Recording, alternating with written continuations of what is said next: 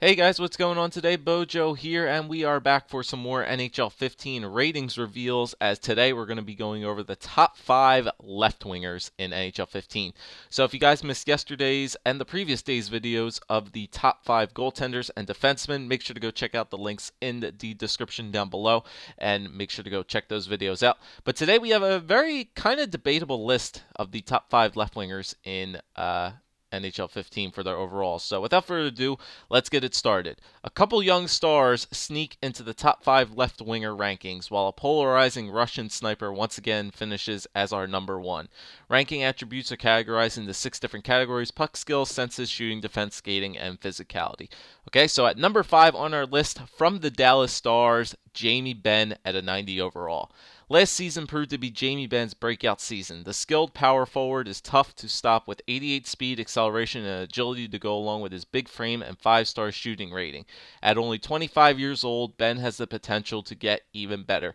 So Jamie Benn at number 5 with a 90 overall gets a +2 from last year, from an 88 to a 90. Okay, so number 4 on our list, from the Edmonton Oilers at 90 overall, Taylor Hall. Over the past few seasons, the former first overall pick has been a bright spot for the struggling Oilers. Hall possesses elite wheels with 95 speed, 94 acceleration, and 92 agility. So Taylor Hall gets a 90 overall this year. Once again, gets a +2 from last year, from an 88 to a 90. So the first two guys, no problems with them.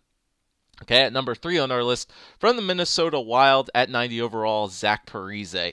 The Minnesota native is coming off one of his most productive seasons. What makes Parise dangerous is his ability to score in a multitude of ways. He can use his 5-star skating to burn flat-footed defenders, unleash an accurate 90 rated wrist shot, or deke through you using his 93 rated deking. So Zach Parise gets a 90 overall rating this year, and I believe last year he was I'm just trying to check that out really quick. He was at 89 last year, so he gets a +1 onto this year. So the first 3 guys, I have no problems with. Zach Parise at number 3 with a 90 overall. Now, here's where we start to get into a little bit of the debatable players. At number 2 on our list, from the Detroit Red Wings, the new captain of the Red Wings, at 92 overall, Henrik Zetterberg. One of the best two-way forwards in the game, Zetterberg plays in all situations. His 5-star puck skills, senses, defense, and skating make him a consistent threat in all 3 zones. So Henrik Zetterberg is going to get a 92 overall this year. He was a 90 last year, so he gets a +2. The only reason I think this spot right here could be debated was because Henrik Zetterberg only played half the season last year. I think he only played about 45 games. Granted, he was, I believe, above point per game player even in those 45 games that he did play, and for the playoffs couldn't really do much against the Boston Bruins. But still, this one, I don't know.